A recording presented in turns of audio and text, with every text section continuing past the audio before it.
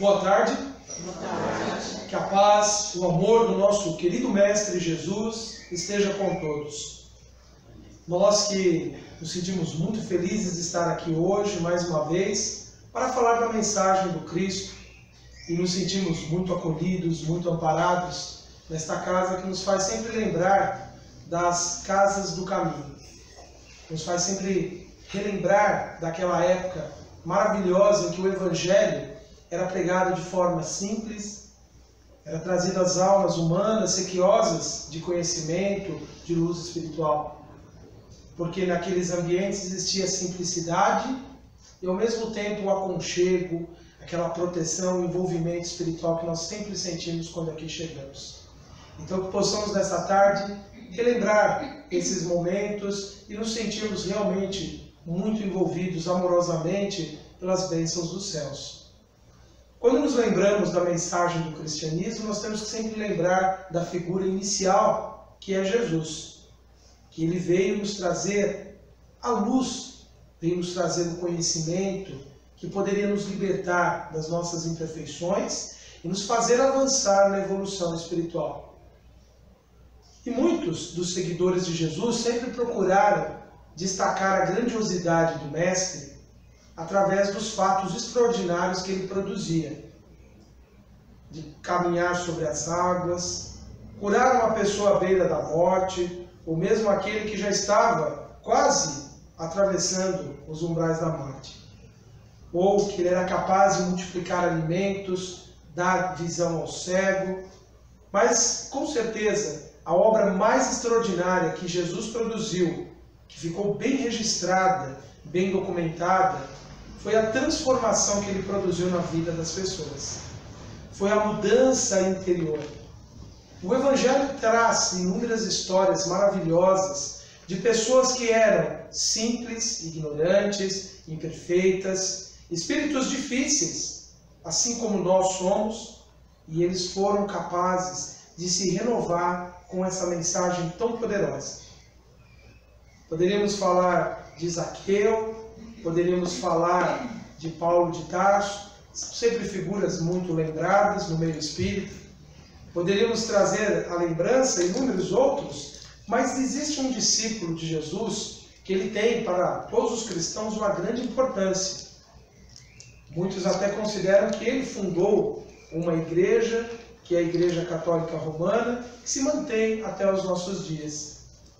Outros vão dizer, e isso infelizmente por incompreensão da mensagem de Jesus, que Pedro foi alguém que não compreendeu direito Jesus, que muitas vezes ali ele não entendia os ensinamentos de Jesus e que isso era algo até negativo, porque para muitos hoje que procuram uma teologia da prosperidade, uma justificativa para dizer que podemos buscar a riqueza através da religião, dizem que eles são figuras nem tanto assim expressivas do Evangelho. Mas Pedro foi uma escolha, como todas as que Jesus fez, da mais alta sabedoria. Ao buscar aquele pescador simples, ignorante, aquele homem que não era tão destacado intelectualmente, aquele ser que ainda tinha ímpetos de violência, de agressividade, ele tinha um objetivo.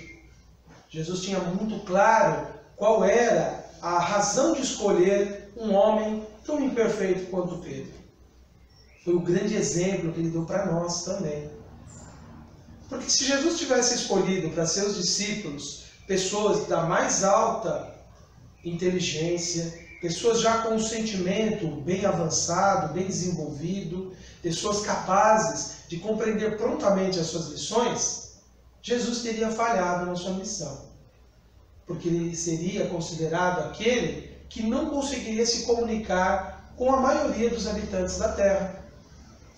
Se ele tivesse escolhido apenas espíritos muito elevados, para nós a mensagem de Jesus seria inútil, porque ela não seria compreensível. Ao escolher um homem simples, um homem com limitações, com imperfeições, ele escolheu um grande exemplo de que todo aquele que procurar entender as suas lições, os seus ensinamentos, e procurar vivê-los, é capaz de produzir mudanças em suas vidas. E é por isso que a missão de Jesus é tão grandiosa. Porque produzir fenômenos espirituais, no século XIX, nós tivemos os espíritos reproduzindo inúmeros fenômenos de materialização, de transporte de objetos, fenômenos extraordinários, fenômenos intelectuais. Os espíritos produzirem uma escrita num papel que foi trancado dentro de uma gaveta com várias testemunhas. E depois aparece o texto todo escrito. Isso seria suficiente para convencer qualquer pessoa da vida e da realidade espiritual. Ou presenciar uma materialização luminosa. Os espíritos produziram esses fenômenos também, assim como Jesus tinha produzido no seu tempo os fenômenos, para chamar a atenção, para impressionar as pessoas. Mas depois da época dos fenômenos, os espíritos passaram para uma época apenas de instrução, apenas de recomendação. É certo que eles mantiveram vários fenômenos, principalmente as comunicações do além-túmulo, dos familiares que voltam para dar detalhes da vida após a morte, mas isso por si só não convence muitas pessoas. E para aqueles que muitas vezes estão em determinadas situações da vida, também saber que existe a vida espiritual não transforma muito o seu ser, não modifica. Por isso que os espíritos seguiram aquilo que Jesus já tinha feito, porque eles são discípulos de Jesus também. Eles também seguiram a mesma didática do Mestre. Trouxeram grandes ensinamentos para a renovação interior. E Jesus fez exatamente isso com as pessoas simples e ignorantes do seu tempo. Ele transformou essas vidas. E aí vem a grandeza da sua mensagem. Uma mensagem capaz de mudar a vida das pessoas. Capaz de produzir renovação. E ao escolher figuras simples, como Pedro, o pescador, ele nos endereçava uma mensagem. Todas as pessoas, todos os habitantes da Terra, por mais simples, por mais ignorantes, por maiores ímpetos de violências que eles possam carregar dentro de si, se dispuserem a seguir a Jesus, através da prática dos seus ensinamentos, conseguirão produzir grandes obras. Obras internas, pessoais, íntimas, e obras exteriores como reflexo dessa mudança que todos podem produzir. Nos diálogos que chegaram de Jesus até os nossos dias com Pedro, nós podemos considerar que ali o Mestre também fala conosco. As recomendações, as advertências que ele endereça ao discípulo, também é para nós, habitantes do século XXI, desse planeta maravilhoso, dessa casa planetária que está em processo de promoção na escala de evolução dos mundos. Estamos deixando de ser mundo de provas e expiações para nos tornarmos mundo de regeneração. E essa transformação toda vem se dando nos nossos dias, mas não começou hoje. Começou há muitos séculos e teve o seu auge com a vinda pessoal do Cristo, de Jesus, do Espírito puro que orientou a formação e a organização desse planeta e da humanidade em evolução aqui. Então os diálogos que Jesus travou com Pedro, com todas aquelas limitações que esse discípulo tinha, são, na verdade, as instruções para toda a humanidade no futuro.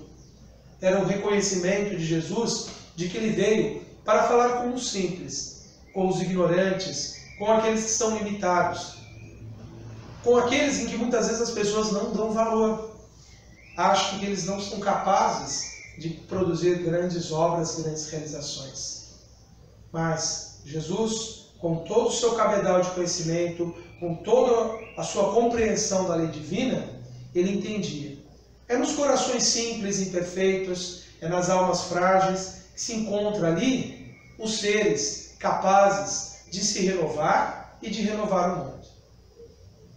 É ali que se encontra, na alma sofrida, dorida ou dolorida, é que se encontra aqueles capazes de produzir grandes efeitos. Por isso que nós não podemos nos subestimar, apesar de todas as imperfeições que nós trazemos. Apesar de sermos espíritos muito endividados já de muitas vidas, isso sempre nos é lembrado com muita frequência, nós somos seres capazes de produzir renovação interior. Nós somos seres capazes de evoluir na presente existência. Nós somos capazes de crescer espiritualmente. E a história de Pedro é isso. É um grande convite para que nos renovemos. Por isso que nesta tarde maravilhosa, ao som desse pássaro que nos faz lembrar as harmonias da natureza, é que nós vamos lembrar da figura desse pescador de homens, que um dia Jesus o convidou para que fosse pescador de homens. E o convite do Mestre se estende a nós também. Também nós seremos pescadores de homens, à medida que compreendermos as lições do Mestre, assim como Pedro compreendeu. Pedro tem episódios magníficos e extraordinários, e não conseguiremos falar sobre todos nesta tarde, dos que ficaram registrados. E certamente existem outras experiências que não nos foi dado conhecer no nosso tempo. E há inúmeros episódios extraordinários na vida de Pedro, e tenho feito nas palestras alternados episódios, comentado em uma casa uma história, em outra. Então quem desejar conhecer as outras histórias de Pedro, os outros episódios, no final eu vou disponibilizar o link em que as palestras que eu já fiz sobre Pedro e outras que ainda vou fazer, em que eu vou abordando diferentes aspectos da vida dele. Então lá é possível conhecer outras coisas. Então nós temos vários episódios da vida dele. Tá aqui. Então nós temos lá quando Jesus o convidou para ser pescador de homens, o que dizem que eu sou, foi quando Jesus perguntou a ele quem ele era. Uma série deles, nós não vamos nos estender hoje comentando essa lista, mas quem tiver interesse em conhecer e estudar a vida do discípulo de Jesus, Pedro, nós podemos indicar então os evangelhos de Marcos, Lucas, Mateus e João e o livro de Atos dos Apóstolos. Nós temos uma tradução recente do Novo Testamento que reúne esses livros, editada pela Federação Espírita Brasileira e uma tradução feita pelo Haroldo Dutra Dias, procurando ser o mais fiel possível aos textos mais fiéis da época.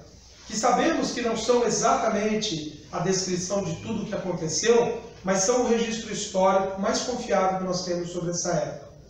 Mas felizmente nós temos, perante a doutrina espírita, ou pela doutrina espírita, duas fontes de conhecimento extraordinárias que nos permitem conhecer bem como foi a transformação de Pedro.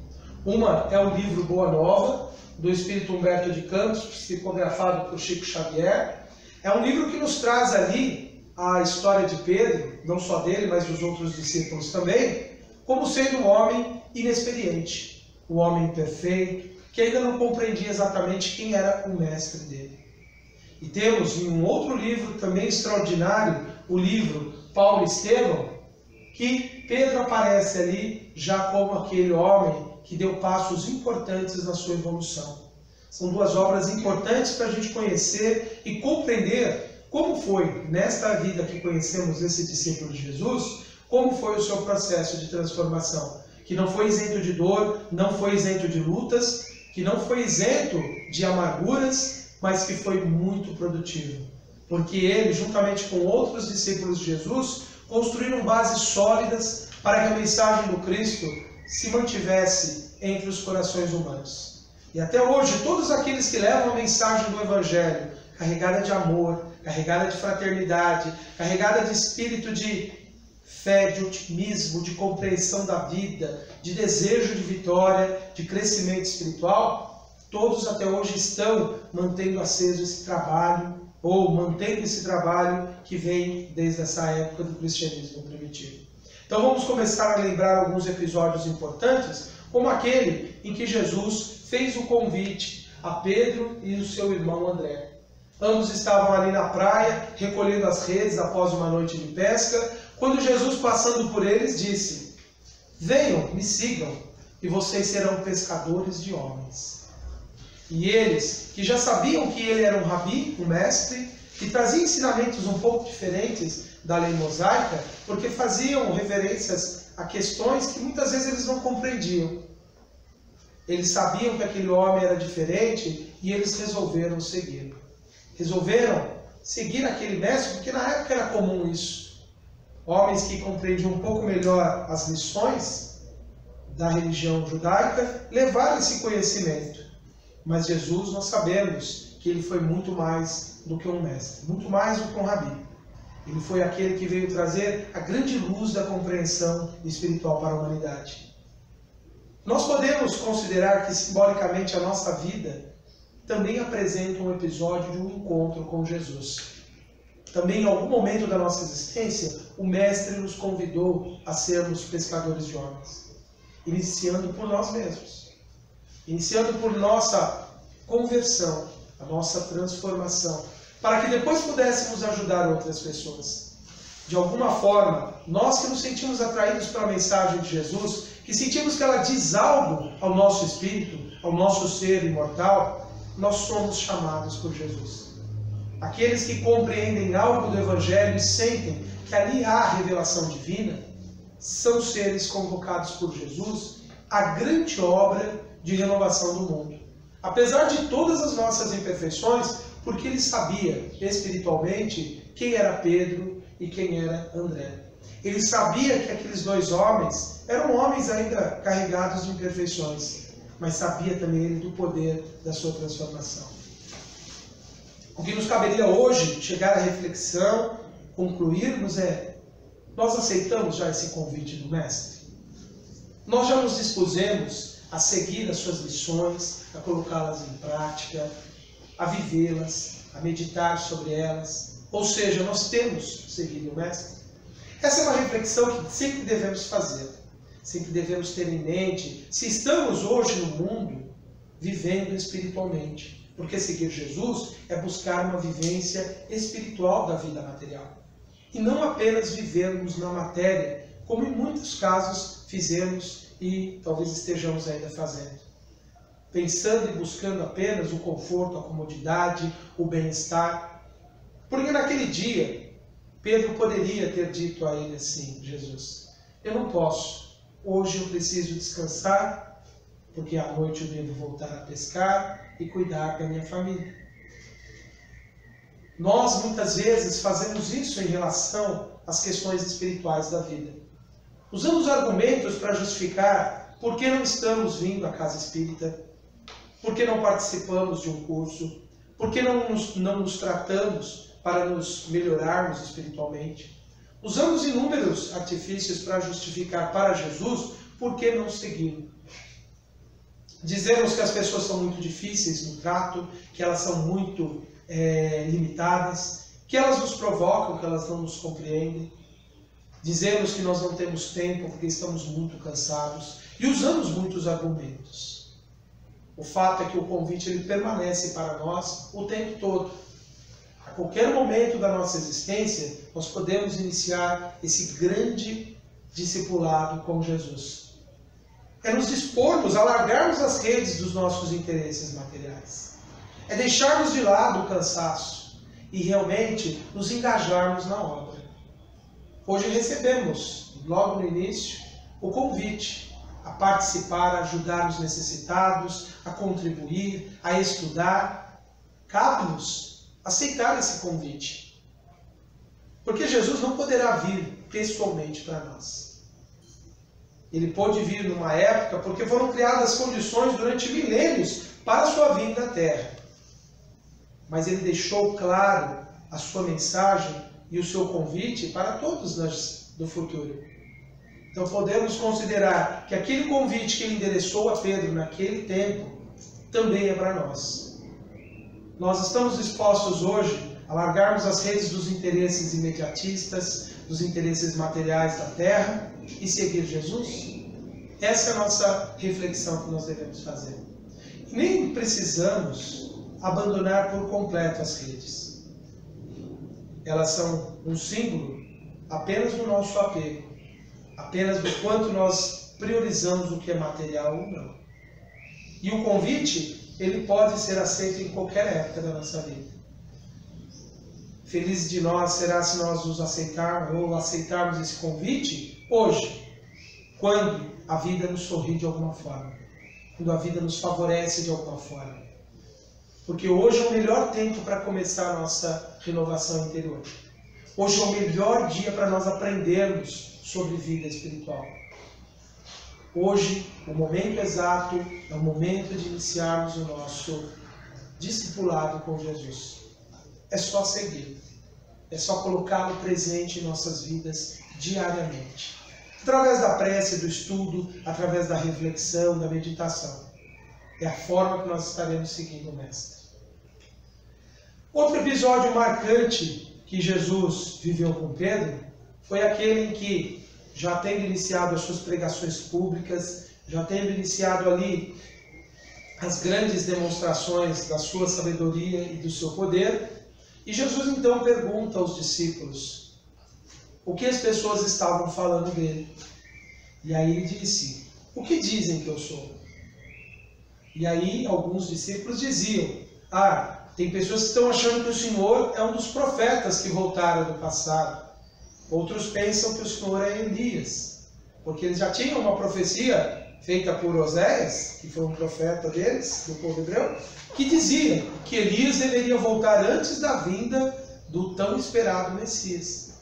E aí então eles começaram a levantar essas ideias, que para eles não eram muito bem compreendidas. Ninguém sabia exatamente como era essa volta, porque alguns entendiam que se voltava com o próprio corpo, outros achavam que não, e havia grande desconhecimento na época do fenômeno da reencarnação. Desconhecimento entre as camadas populares, as pessoas mais simples, porque os homens mais sábios sabiam já, há muitos milênios, da realidade da reencarnação.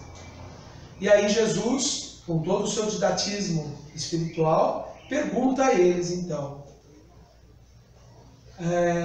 e vocês? O que vocês acham que eu sou? Quem vocês acham que eu sou? E aí Pedro, naquele momento, disse isso: tu és o Cristo, o Salvador, o Filho de Deus vivo. Naquela hora, Pedro estava inspiradíssimo. Mentalmente ele estava conectado com toda aquela espiritualidade que acompanhava Jesus. As grandes legiões de espíritos iluminados que eram auxiliares de Jesus na sua missão. E ele captava aquele pensamento maravilhoso, extraordinário, que envolvia os discípulos naquele momento. E ele sentia a vibração poderosíssima de Jesus a envolvê-lo. É quando Jesus diz que ele, Pedro, era muito bem-aventurado. Porque naquele momento ele estava compreendendo que Jesus vinha numa grande missão. Que ele vinha trazer a revelação complementar da lei de Deus. A parte mais importante que tinha sido esquecida, o do amor ao próximo. Porque os judeus já aprendiam com Moisés há muitos séculos a grande devoção que devia ter ao Deus único. Já aprendiam que sua vida deveria ser devotada a Deus. Só que eles esqueciam, devido à sua imperfeição, como nós até hoje fazemos, que não podíamos amar esse Deus sem amar o próximo. E Jesus veio trazer a grande forma de libertação do ser humano, que é o amor ao próximo. E naquele momento, Pedro, ao externar isso, está envolvido por toda essa onda de sentimentos, toda essa onda de ideias, de pensamentos, e Jesus diz que ele é bem-aventurado por isso. Esse é o momento em que muitas vezes na vida nós compreendemos profundamente a mensagem de Jesus. Quando uma determinada passagem do Evangelho, alguma fala que é atribuída a Jesus, nos toca profundamente. Esse é o momento, assim como Pedro, que nós permitimos que a força mais poderosa que nós podemos adquirir aqui na vida comece a surgir em nós, comece a se manifestar, que é a força da fé, da confiança em todo esse poder que existe, que sustenta a vida, da confiança em Deus, da confiança no nosso destino. Ele era bem-aventurado naquele momento porque ele permitiu que o seu conhecimento, a sua experiência, a sua conexão com o mundo espiritual lhe desse uma convicção muito forte e uma certeza de que ali estava o grande esperado pelo povo dele. Mas Pedro, naquele momento então, ele vive uma grande experiência como nós vivemos, quando nós sentimos muita fé, muita confiança. Quando a gente às vezes vem para a casa espírita tão abatido, tão cansado, sofrido, com dores, com problemas na alma profundos, com coisas assim que nos fazem até pensar em desistir da vida. E nós somos acolhidos, somos amparados, e somos tratados, e somos curados, e sentimos tanta fé, tanta confiança. E neste momento nós estamos sendo como Jesus, como Pedro. E poderíamos ouvir de Jesus isso: Nós somos muito bem-aventurados por termos experimentado esse grande momento de fé.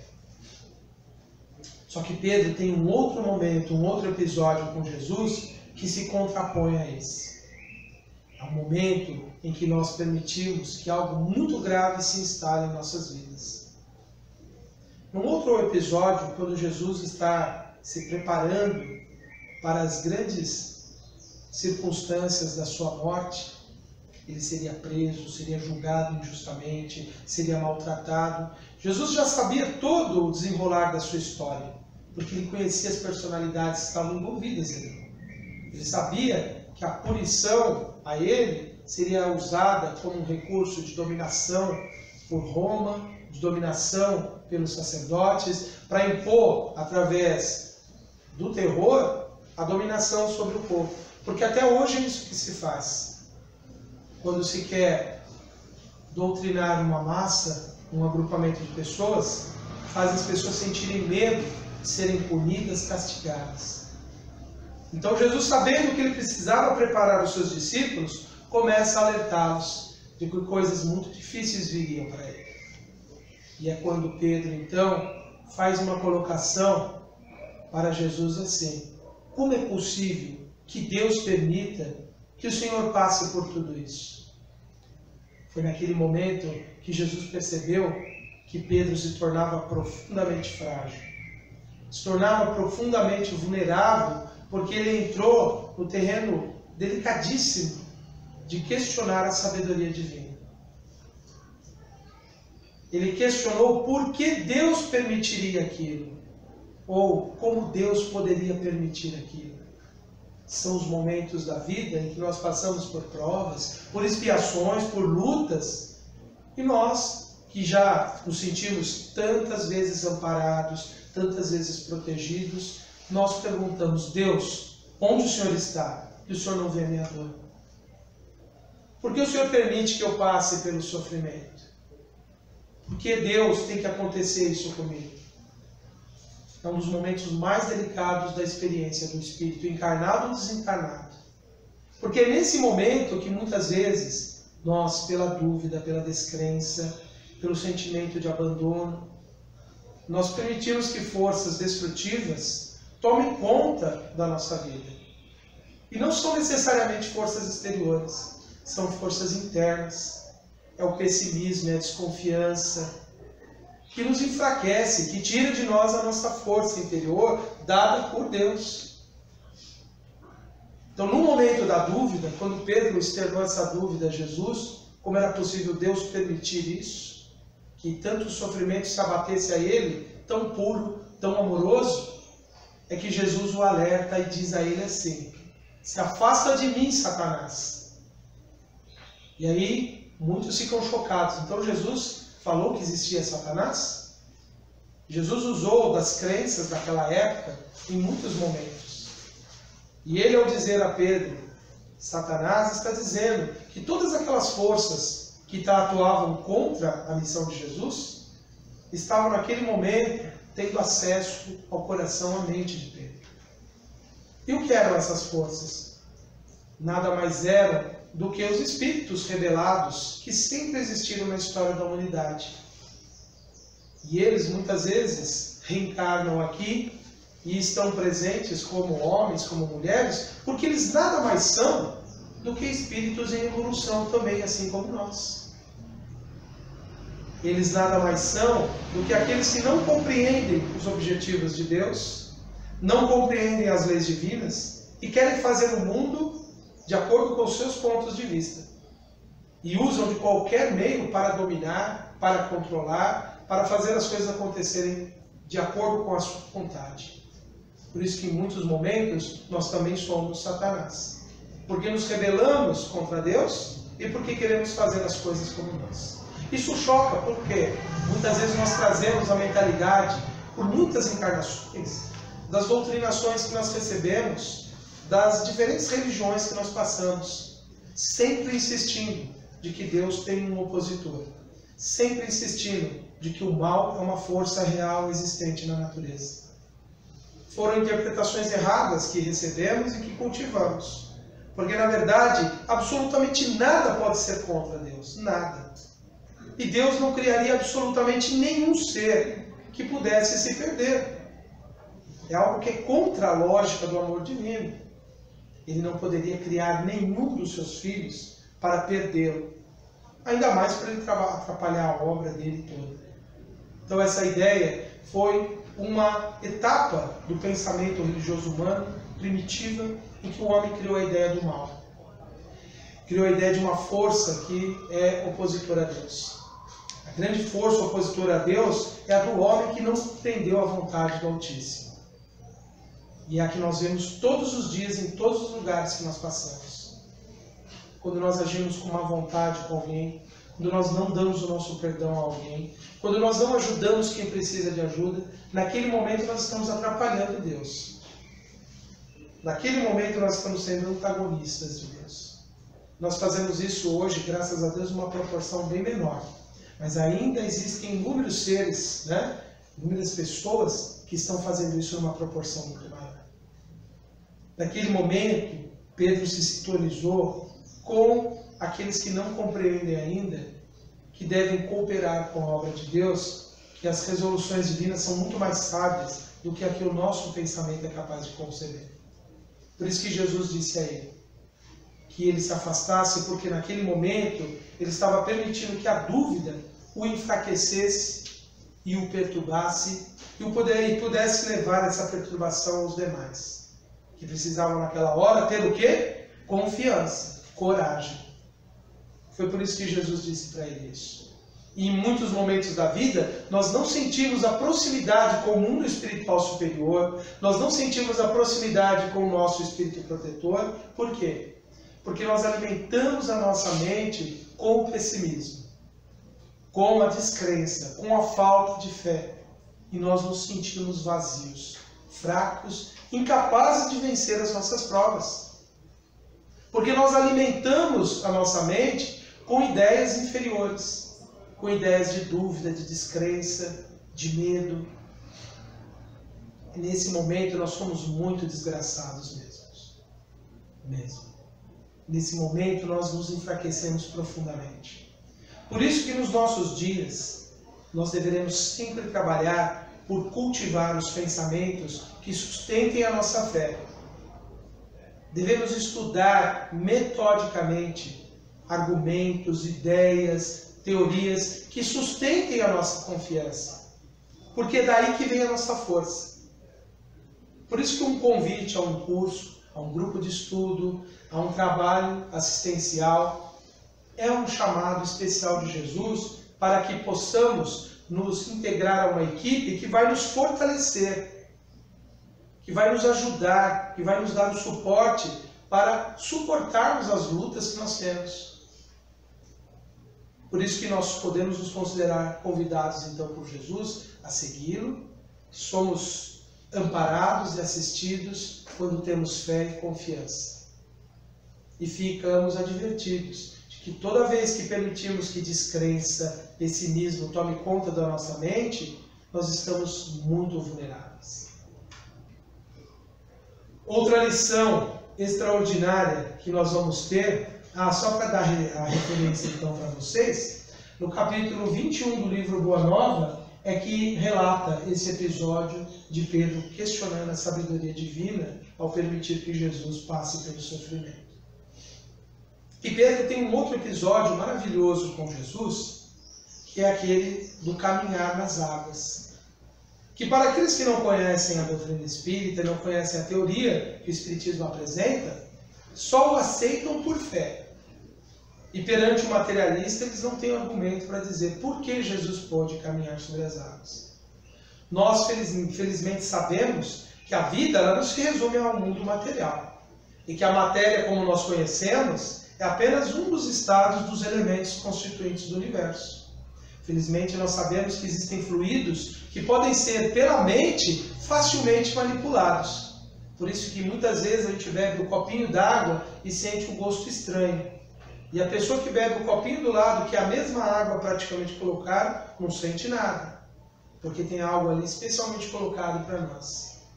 É por isso que muitas vezes as pessoas passam por uma cirurgia e aí os médicos descobrem, não, mas você já teve uma cirurgia aqui. E por aí vai os inúmeros fenômenos que os espíritos produzem com esses fluidos de maneira assim que nós nem percebemos, porque senão nós ficaríamos até perturbados. Mas Jesus tinha um poder e uma capacidade de manipulá-los extraordinária. Por isso que ele podia determinar a tempestade acalme-se.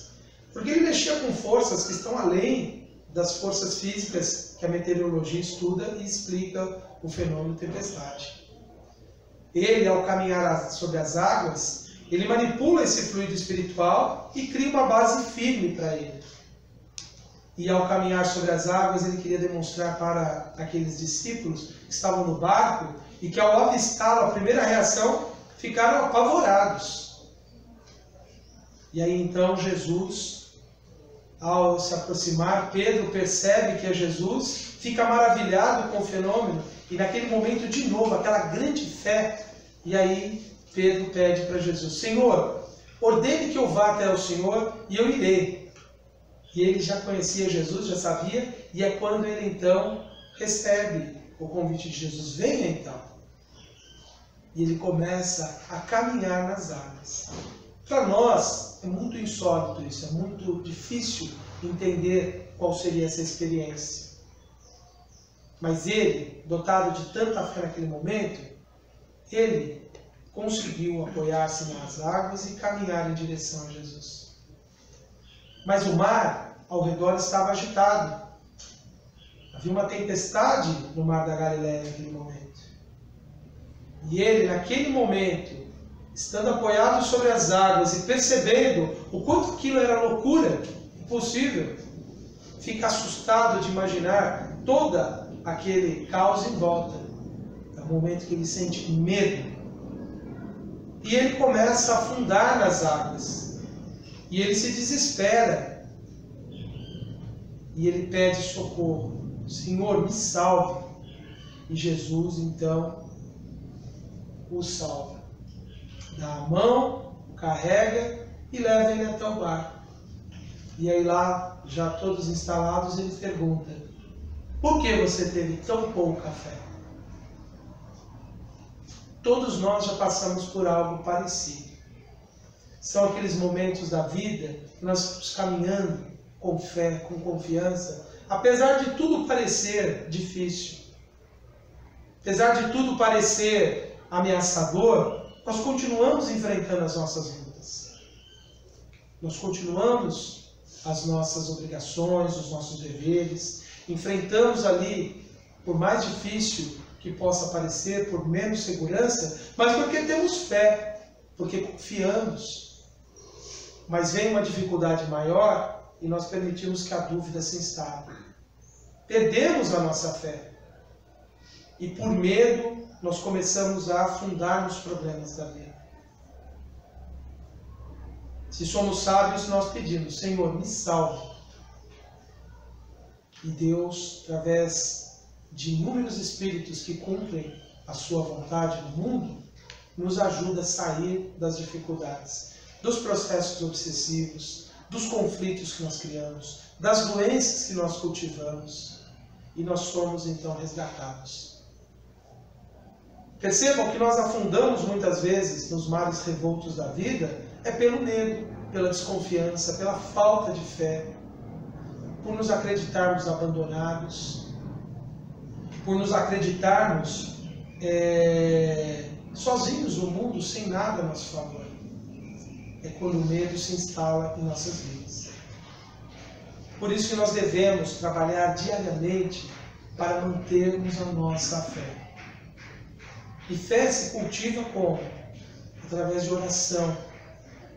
Oração sentida, profunda, aquele momento vivenciado realmente. Aquele momento que nós nos entregamos realmente a Deus e simplesmente confiamos. Porque já sabemos, por tanto que estudamos, por tanto que lemos, por tanto que vimos, porque já sabemos da sua sabedoria, do seu amor, e de que as leis que Ele criou são perfeitas e nos sustentam sempre.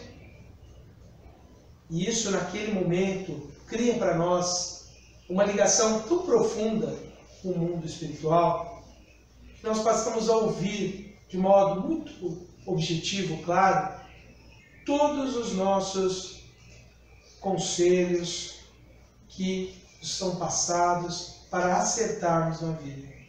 Conseguimos ouvir claramente as intuições que a espiritualidade nos dá. Mas é porque confiamos, é porque sabemos dos nossos deveres e os cumprimos, é porque estamos confiantes perante a vida. Então não nos sentimos ameaçados e nem afundamos. Mas podemos ficar tranquilos que se afundarmos por nossa fraqueza, nós seremos resgatados. Sempre, sempre. Então essa é a grande lição que esse episódio nos traz.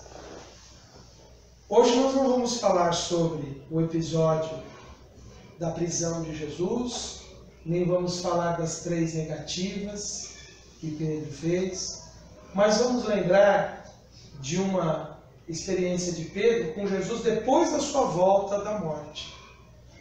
Jesus, depois de morto, ele aparece em espírito para os discípulos e começa a instruí-los. Era o último grande ensinamento de Jesus, para dizer que a vida do homem é imortal. Morre o corpo, mas o espírito vive. E aí então Jesus pergunta a Pedro: tu me amas? E Pedro diz: sim, mestre, eu o amo.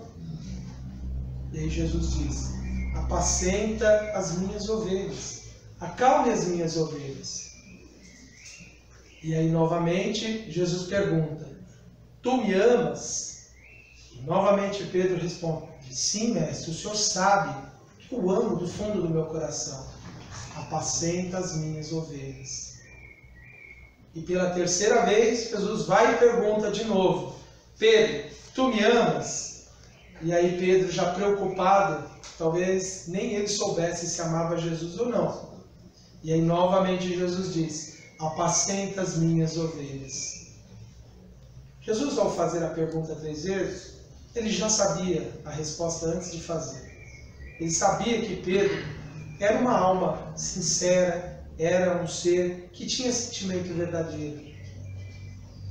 Mas as 3 perguntas era a redenção de Pedro pelas 3 negativas durante a prisão. E era a instrução de que a grande missão dele, a partir dali, era de manter o grupo dos seguidores de Jesus coeso, unido, sem dissensões, sem separações, sem rivalidades.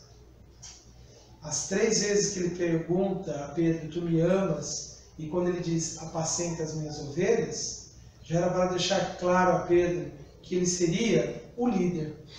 Não o líder que manda, não o líder que impõe vontades, mas aquele que agrega, que une, que faz as pessoas que têm objetivos comuns trabalharem juntas. E aqui podemos trazer para nós a pergunta de Jesus: nós amamos Jesus? E ele vai nos dizer: apacenta as minhas ovelhas? E de novo, Jesus nos pergunta: vocês me amam? E ele vai dizer: apacenta as minhas ovelhas. Ninguém tem dúvida da terceira resposta que ele aguarda, né?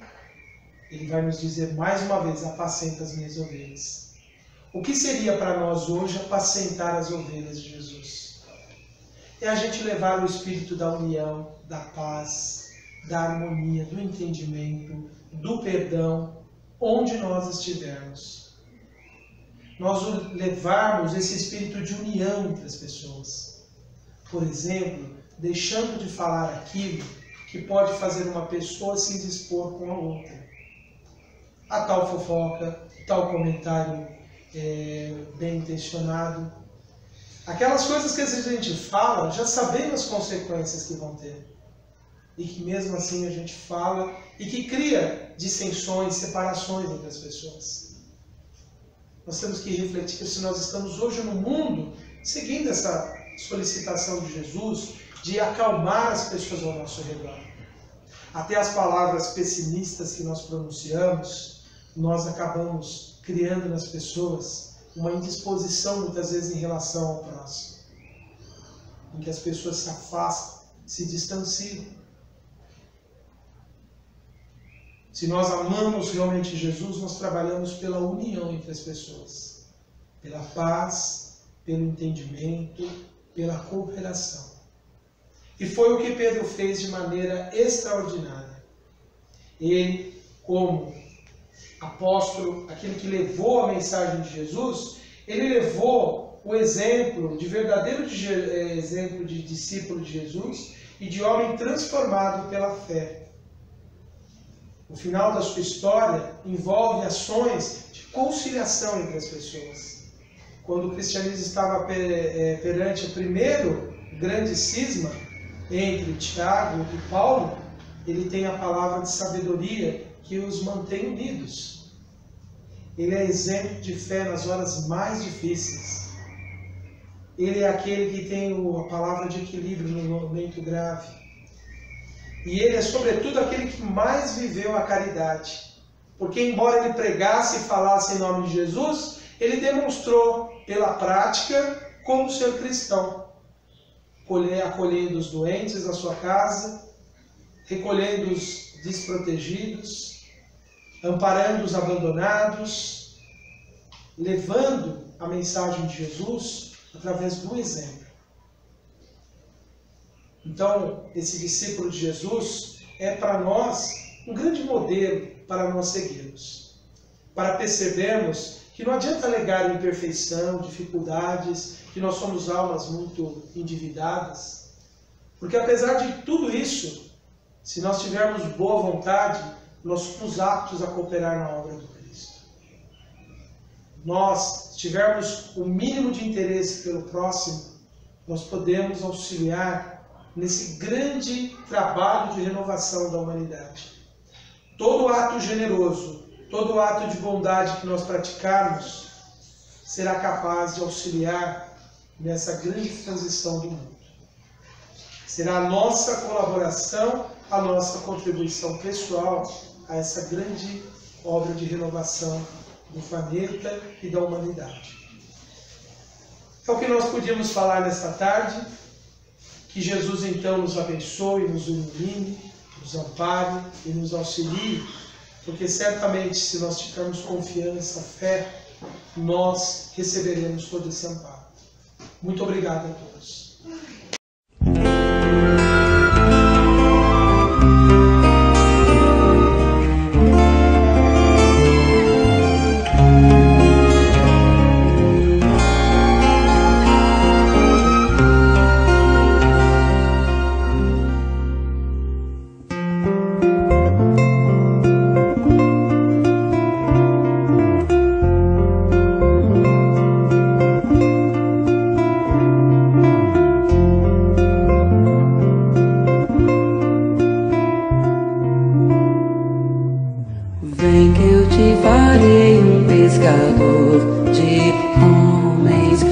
Perseverares serás cefas, pedra, e onde a agonia do vazio medra, frutificarás a mitigar a fome. Quero ir contigo, mas receio as águas, temo afundar enquanto vais andando. Se no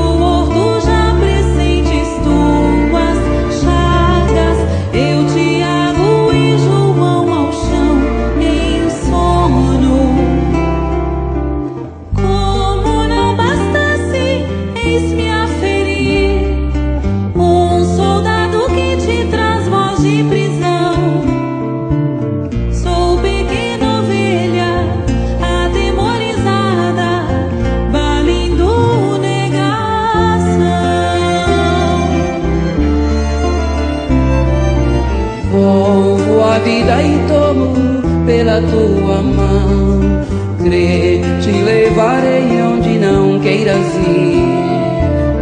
Pedro, tu me amas, Pedro, tu me amas, Pedro, tu me amas.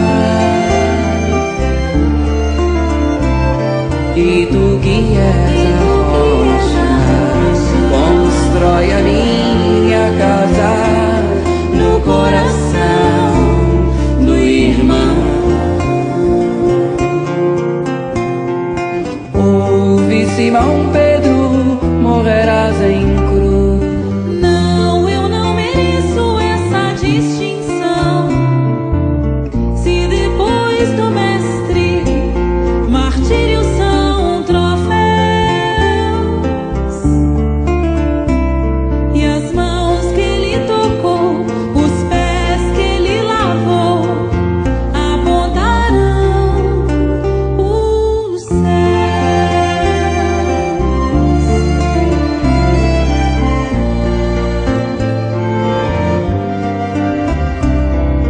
Volvo a vida e tomo pela tua mão. Crer, te levarei onde não queiras ir. Pedro, tu me amas. Pedro, tu me amas. Pedro, tu me amas. E tu que és a rocha, constrói a minha casa no coração do irmão. Ouve, Simão Pedro, morrerás em cruz. Não, eu não mereço essa distinção. Se depois do mestre, Martírios são troféus, e as mãos que ele tocou, os pés que ele lavou, apontarão os céus. vem que eu te farei um pescador de homens. Se perseverares, serás servas, pega. Vem que eu te farei um